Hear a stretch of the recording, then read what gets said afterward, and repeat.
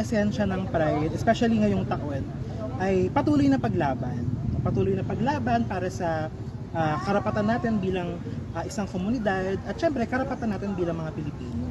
Kasi ngayong taon minamarkahan natin no, yung 25th year no, ng pagka-file ng Anti-Discrimination Bill or yung SOGI Equality Bill. So, kita natin na after 25 years no, ay patuloy pa rin talagang hinaharap no, ang SOGI Equality Bill. Siyempre, nakikisa tayo sa laban ng sangkabaklaan, nakikisa tayo sa mga struggles ng mga kapwa natin bagim, yung mga discrimination na nararanasan ng mga bawat bakla, nakikisa tayo para sa pagbuwag at para sa pagsulong ng pagkapantay-pantay na karapatan.